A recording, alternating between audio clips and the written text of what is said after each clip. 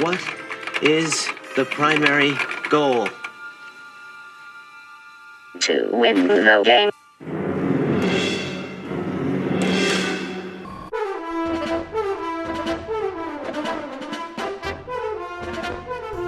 WarGames is a 1983 science fiction techno thriller movie directed by John Badham that not only was a box office hit, but it also ended up influencing American policy. The movie begins inside of a U.S. Air Force missile silo where two officers, Captain Jerry Lawson, played by actor John Spencer, and Lieutenant Steve Phelps, played by actor Michael Madsen, begin their shift. Skybird, this is Dropkick with a Red Dash Alpha message in 2 parts. Break. Red Dash Alpha. Stand by to copy message. Alpha. Standing by. Suddenly, a warning comes in from the President of the United States to launch their missiles in a full-scale nuclear strike against the Soviet Union. Launch order confirmed. Holy shit. All right, let's do it. Insert launch key. Stand by. Launch key inserted. Roger. On my mark. Rotate launch key to set. 3, 2, 1. Mark. T-minus 50. Enable missiles. Number 1 enabled. 2 enabled. 3 enabled. 4, Straight 5, somebody in the goddamn 6. phone. That's not the correct procedure. Screw the procedure. I want somebody on the goddamn phone before I kill 20 million people. I got nothing here. They might have been knocked out already. Right. On my mark, rotate launch keys to launch. This leads to an eventual standoff where Captain Lawson refuses to turn his key. 3. Put your hand on the keys, 2, sir. 1. Launch. Sir, we are at launch. Turn your keys. Sorry, I'm so sorry. Turn your keys, sir. The scene then shifts to NORAD, the North American Aerospace Defense Command, in the Cheyenne Mountain Complex in Colorado. General Jack Barringer, played by Barry Corbin, and Chief Computer Programmer Dr. John McKittrick, played by actor Dabney Coleman, both discuss the previous events. It turns out that the nuclear attack was actually a drill ordered by the president to see how the men reacted inside the silos. It turns out that 22% of the men failed to launch the missiles. Those men in the silos know what it means to turn the keys, and some of them are just not up to it. Now, it's as simple as that. I think we ought to take the men out of the loop. Gentlemen, we've had men in these silos since before any of you were watching Howdy Doody. For myself, I sleep pretty well at night, knowing those boys are down there. McKittrick informs the general as well as presidential advisors about a supercomputer called the WOPR computer, WOPR being War Operations Programmed Response. The computer would provide instructions on how the United States would respond in an attack. The WOPR has already fought World War III as a game, time and time again. In, 30 days, we could replace them with electronic relays. Get the men out of the loop. Gentlemen, I wouldn't trust this overgrown pile of microchips any further than I could throw it. And I don't know if you want to trust the safety of our country to some silicone diode. The government men leave NORAD to pass the idea to authorities in Washington, D.C. Soon after, the policy is changed. The men are taken out of silos, and the NORAD WOPR computer war plans are put into effect. In Seattle, Washington, David Lightman, played by Matthew Broderick, is a high school student often in trouble for skipping class or making jokes at the teacher's expense. All right, Lightman. Maybe you could tell us who first suggested the idea of reproduction without sex. Your wife? He takes advantage of being a troublemaker, using his time in the principal's office to get the frequently changed passwords for the school's computer system. Alongside his friend and classmate Jennifer, played by Sheedy, David goes to his house and uses his personal computer to hack into the school system and change their grades.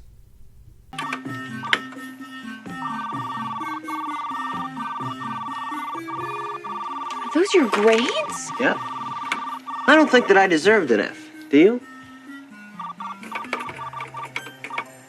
The next day, David war dials a list of numbers in Sunnyvale, California, searching for a computer game company he read about in a magazine.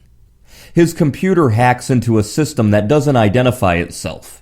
Games refers to models, simulations, and games which have tactical and strategic application. Asking for games, he finds a list that includes chess, checkers, tic-tac-toe, and global thermonuclear war.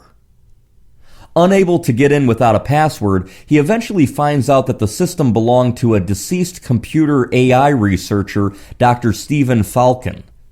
He discovers that Falcon's son Joshua had died years earlier, and he takes a gamble that his son's name is the password. I'll ask it how it feels. I'm fine. How are you? Excellent. It's been a long time. Can you explain the removal of your user account on June 23rd, 1973? They must have told it he died. Shall we play a game? Oh.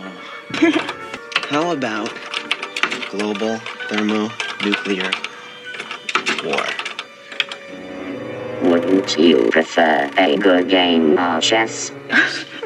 Later, let's play global thermonuclear war. Fine. All right. David then initiates a game of global thermonuclear war, playing as the Soviet Union and targeting American cities. Who should we nuke first? Let's see. How about Las Vegas? Las Vegas. Great. What next? Seattle! Yeah! Kill him.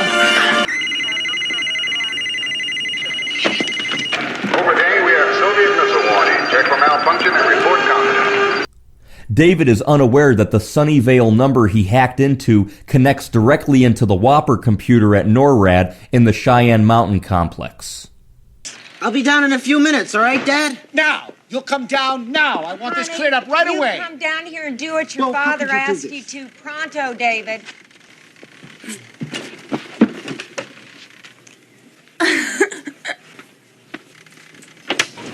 Yes, sir. I'm sorry, sir. We don't know how it happened, but someone on the outside fed an attack simulation into the Matrix simulation. What in the hell's happening here? I didn't tell you to cut the line. Did I tell you to cut the line? You cut the line. Sir, they shut down before we could complete our trace. We did manage to locate the general area where the transmission originated. Where? Seattle, Washington. Shut it down. Somebody's playing a game with us. But the WOPR computer continues the simulation as a game, and it does not understand the difference between reality and simulation. As the game continues to feed false data to NORAD, the DEFCON level is increased, putting the world closer to nuclear war. David is quickly arrested by the FBI and taken to NORAD. Who are you working with? Nobody. Why don't I believe you? McKittrick is skeptical that David is just a harmless hacker and believes he is working for the Soviets.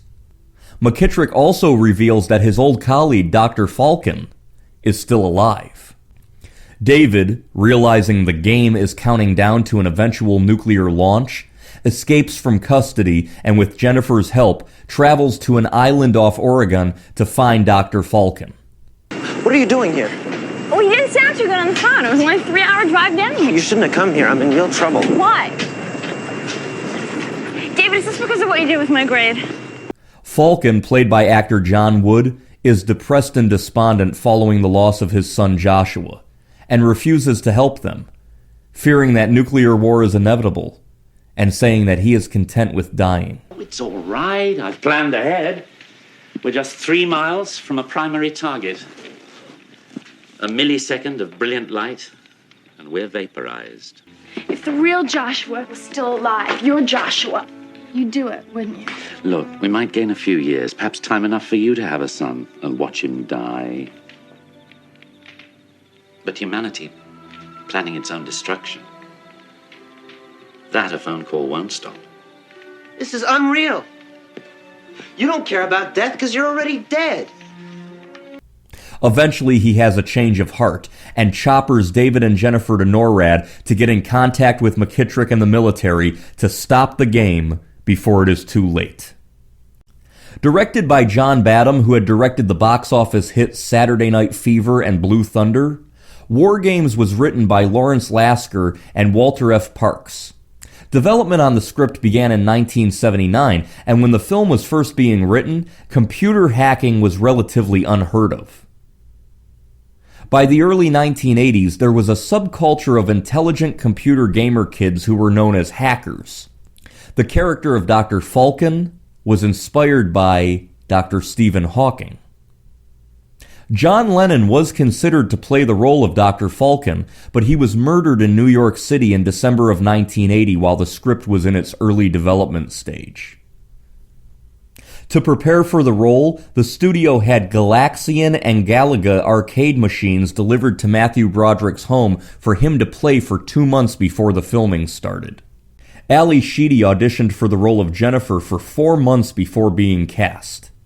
Both Ali Sheedy and Barry Corbin had recurring roles on episodes of the hit NBC police drama Hill Street Blues at the time of this movie's release. How'd you like to have a first-hand look at a stakeout? Only if you're interested in police work now. I mean, real undercover stuff. Yeah, I'll bet.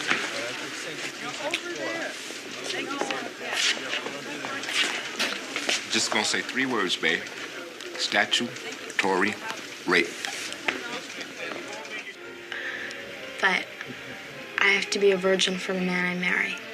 I can relate to that. I can even respect that. That doesn't mean that we can't make each other happy.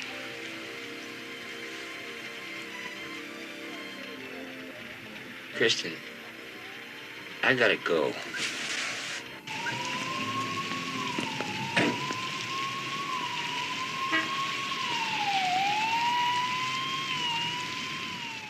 Actress Wanen Clay plays a small role as McKittrick's assistant, Patricia Healy. I remember when I first saw this movie in 2003, I was stunned at how gorgeous this woman was. I had a holy shit, who is she moment. She reminded me of a mixture of Veronica Hamill and Lori Loughlin.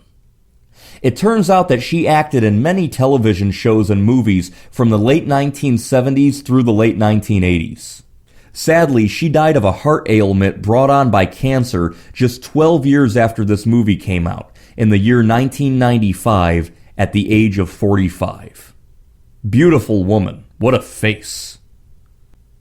The set for the NORAD command center cost $1 million to build, which at the time made it the most expensive set ever constructed.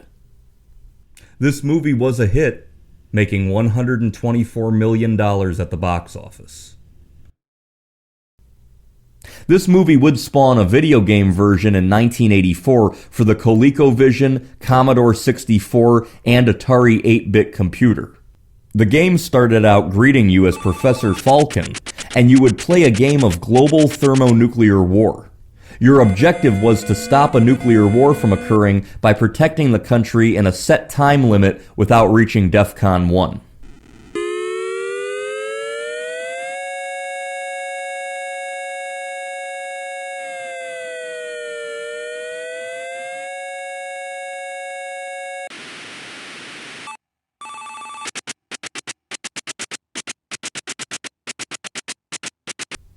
Then U.S. President Ronald Reagan screened this movie at Camp David on June 4, 1983, the day following its nationwide release.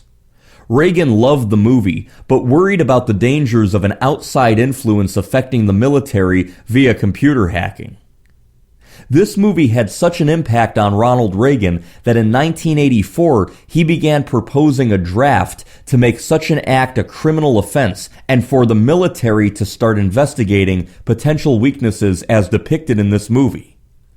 In fact, Ronald Reagan's interest in this movie led to the first ever presidential directive on computer security.